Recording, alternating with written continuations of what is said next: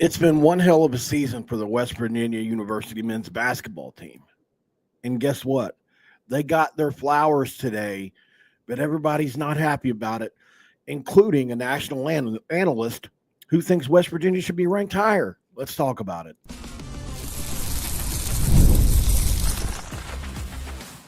You are Locked On West Virginia, your daily podcast on the West Virginia Mountaineers, part of the Locked On Podcast Network, your team every day. And what is up? Welcome back in, guys. My name is Mountaineer Paul. I am your host. This is Locked On West Virginia, brought to you by Game Time. Download the Game Time app, create an account, and use code LOCKEDONCollege for $20 off your first purchase. Just download the Game Time app today for more. Doris Workman from Dingus, West Virginia. Thank you for being here, ma'am. My hometown of Dingus, West Virginia. I know Workman's. All right, so the West Virginia Mountaineers finally got ranked this week after this 11-2 start. That's amazing. Let's read this article from Wesley Shoemaker. West Virginia basketball checked in at number 21 in the AP Top 25 poll, which came out on Monday. The Mountaineers have beat Kansas on the road and Oklahoma State at home last week to improve to 11-2, as well as 2-0 in Big 12 play. West Virginia received 30 votes in last week's poll, which was good enough for 34 in the country. This week, that's 277 total votes. There are 5 big teams ranked, including Iowa State at number 3, Kansas at number 11, Houston at number 12, and WVU. In addition, 4 Big 12 teams received votes this week. This is the first time West Virginia has been ranked since the Week 8 poll of the 2022-2023 season, when West Virginia was ranked number 24 on December 26, 2022.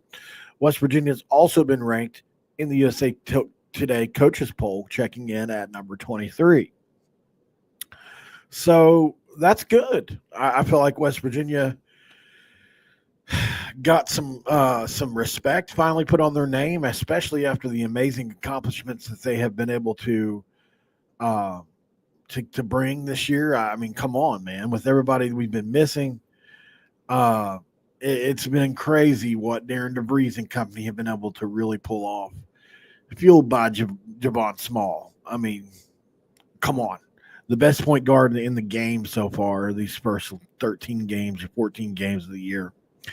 What he continues to do and how he leads this team, down one of the best three-point shooters in basketball, down one of the better stretch fours in the Big 12 at this point, Namani Hansberry, has been nothing short of incredible. And bringing along these freshmen, KJ Tenner and Jonathan Powell, along the way as we go, has been something to see, a sight to see.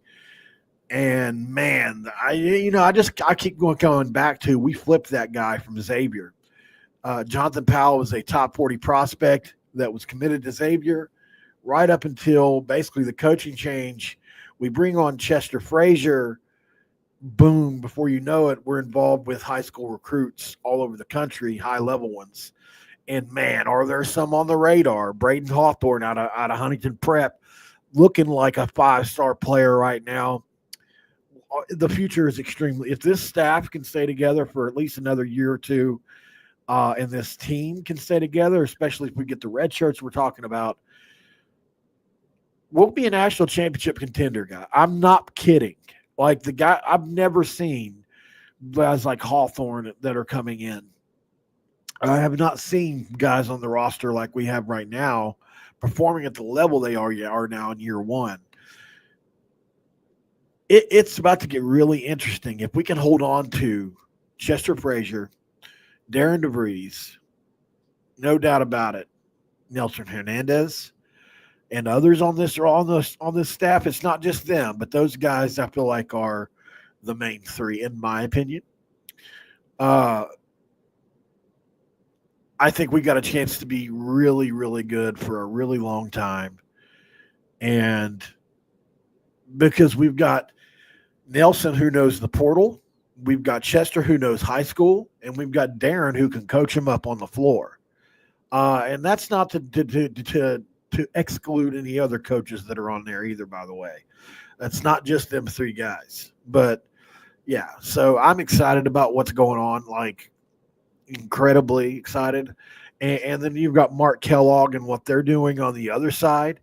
Didn't even mention the women's team yet. I'll do an episode on them in the coming days.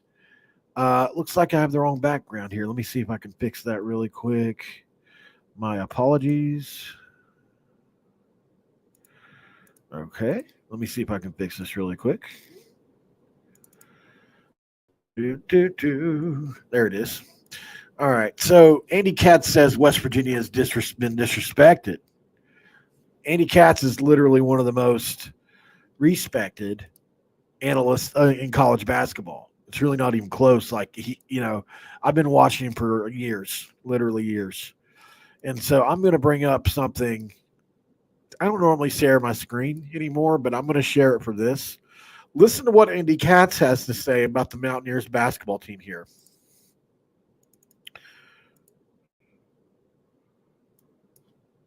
West Virginia won at Kansas. And they beat Oklahoma State. So, again, this is my soapbox moment for this week. Okay? I know it was a 1-point game. Still, the AP Top 25 poll is a snapshot. Okay? The Mountaineers went into Lawrence last week and won. If that game was 2 months ago, fine. If, maybe they weren't playing as well and Kansas was playing better and had better wins since then. But it was last week, and it was in Lawrence. Oh, and by the way, Tucker DeVries is not healthy. Javon Small, who we'll get to in a moment as my March Madness National Player of the Week, has been playing great. Transfer. But why is West Virginia 10 spots behind Kansas? Again, it's a snapshot. It's 1 week to this week. That's why I have Auburn ahead of Tennessee, because Auburn's playing better than Tennessee, even though they have the one loss at Duke. And great points made by Andy Katz right there. Why is West Virginia 10 spots behind Kansas? Didn't we just kick their ass? Seriously. Didn't we go to Lawrence and kick their ass? And weren't we up as many as 17 points in that game? I just don't understand how they can be so far ahead of us. Like he said, it was just last week. And look, and we went and bounced back and played against an 8-4. It's not like Oklahoma State is 4-8 here. They're 8-4. It's not like we had to turn around and play University of Northern Iowa or somebody like that. I don't even know if they're really good this year, but a team with no respect. Listen, Oklahoma State's going to beat some teams this year. They proved it in the second half. They can play still. We're just really good right now. So we beat, and it's just all the records that we broke in doing this. Not only did we beat Kansas, we dominated them wire to wire. They didn't even lead in the game, right? They tied it. I feel like we're being slept on still, because there's no way. I'm just saying, there's no way we should be 10 spots behind anybody that we beat. And look, Gonzaga, you can say the same thing for. So we continue to be slept on, and it's nothing new. We're used to it. We are. Go back to the Sugar Bowl. Go back to Fiesta Bowl. Go back to the Orange Bowl. Go back to any bowl. I remember the Gator Bowl when we played Georgia Tech because they had Calvin Johnson that year. I'll never forget that. We were being slept on in that game. So I don't know if it's because of our brand. It's just part of our brand at this point to be overlooked. It's weird. It's a weird dynamic. It really is with people within us. And I feel like I'm constantly griping about it.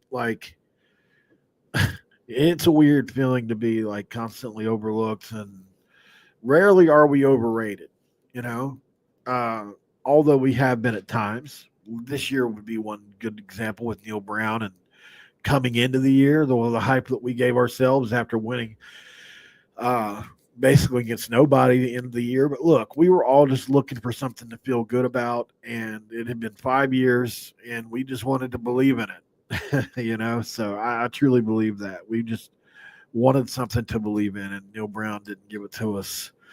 Darren DeVries in year one is giving it to us. Thank you, Darren DeVries.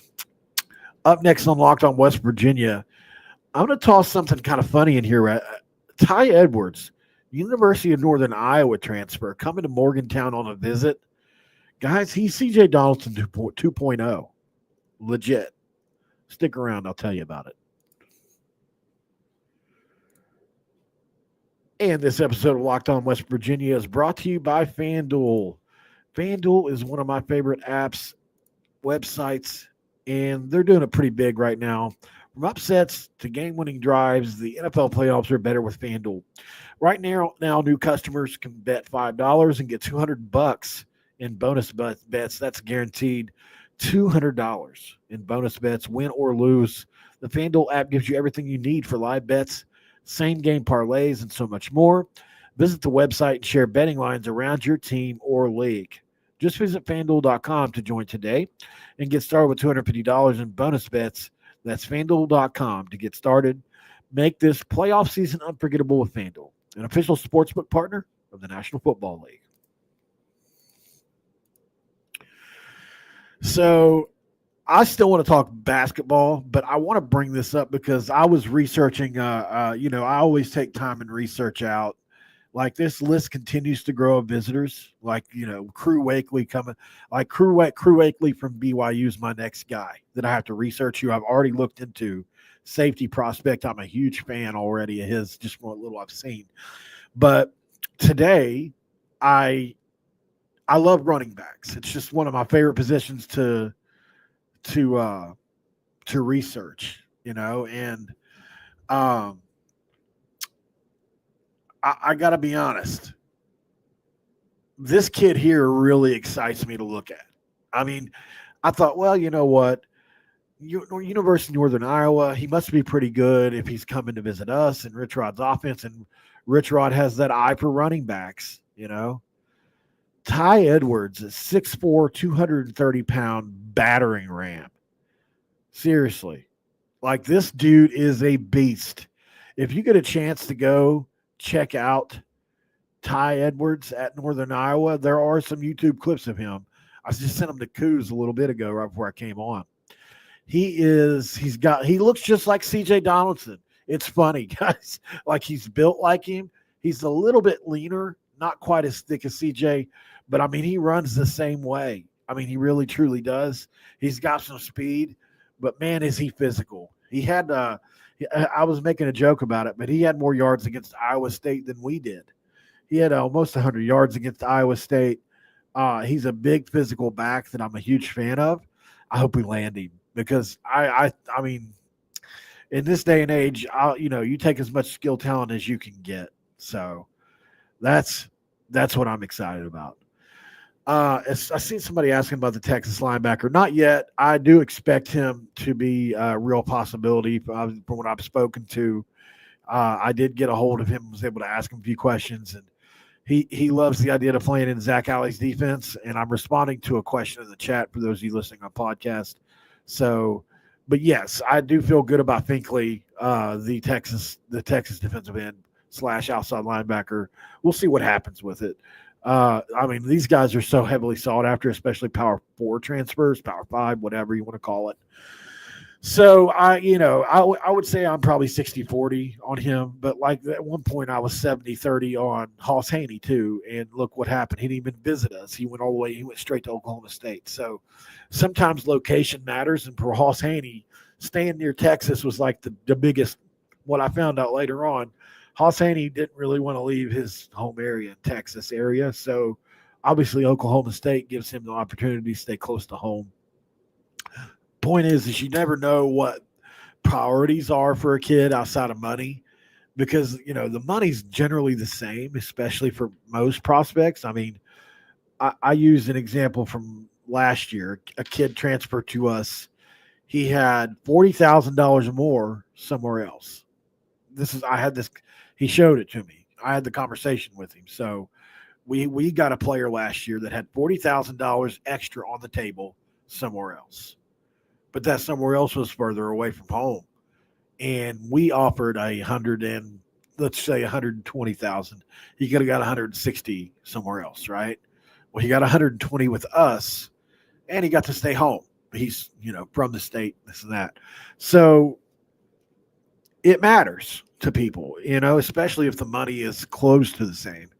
So I don't know what could happen with the Texas guy. I don't even know where he's exactly from in real life. He went to Texas. You assume he's from that area, but he could, Texas recruits nationally. So anyway, back to basketball for a minute. So I thought that was interesting, though, the Andy Katz stuff, and I would love to know your thoughts in the comments. Do you guys feel that West Virginia has been overlooked and disrespected? Do you agree with Andy Katz? Do you think the fact that Kansas is 10 spots ahead of West Virginia is disrespectful? Or should we just be glad to finally be back in the top 25 poll and be, what's the best word, relevant again? I'm curious to know. Because for me, it matters, but I'm just, like I said, I think we all have to kind of take a step back and realize we ain't supposed to be here. We're supposed to be Oklahoma State, 8-4, barely hanging on to a possible tournament bid, that kind of stuff. So I don't know. I have mixed feelings about it. I certainly do think that there is a world where, we shouldn't be 10 spots behind Kansas, no doubt about it. I agree. I agree. But I'm also glad to be in the race. I'm just happy.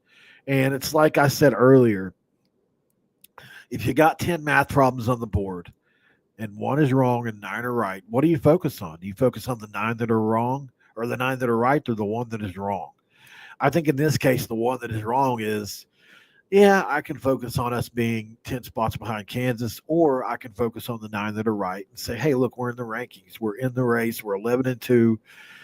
If we keep winning, if we beat Arizona, if we keep winning, everything will take care of itself, and we'll be a number 1 seed or number 2 seed, number 3 seed, number 4 seed, somewhere in there.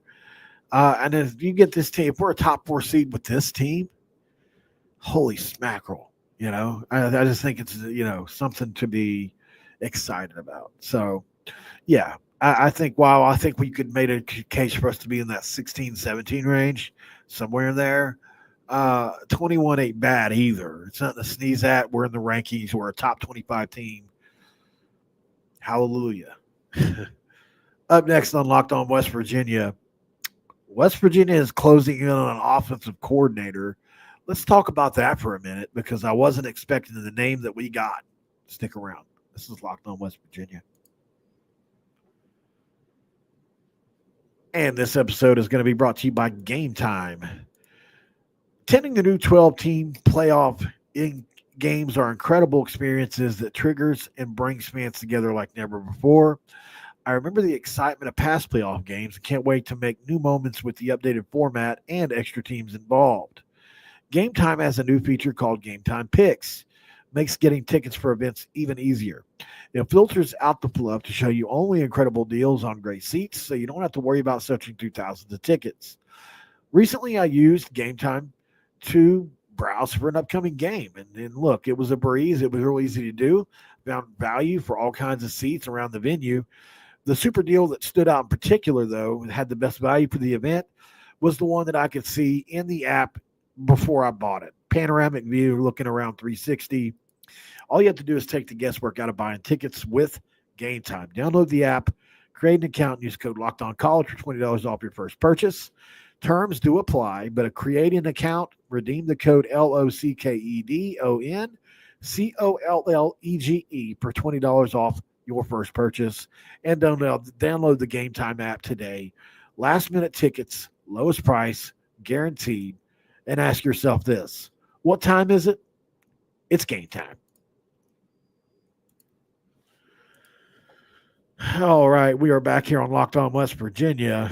So West Virginia is going to hire Travis Trickett as its next offensive coordinator from everything I can tell, I mean, browse on X, but I'm pretty sure I saw this as I was getting this ready. Yeah, it's been reported 3 hours ago. I just wanted to make sure.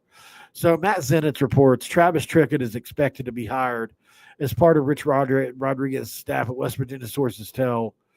Maybe not offensive coordinator. That's maybe I'm jumping the gun, but set to return to Morgantown for the West Virginia alum who worked at WV from 03 to 06 and 19 to 21. Was most recently the offensive coordinator at Coastal Carolina and USF. And look, he was let go at Coastal. So I don't think he's a bad offensive coach, but he was let go at Coastal Carolina. And look, guys get let go, they get fired, things don't work out, people don't fit sometimes. But let's not pretend like he wasn't a head coaching candidate just a couple years ago, too. Like, this is a really strong piece to add to the staff.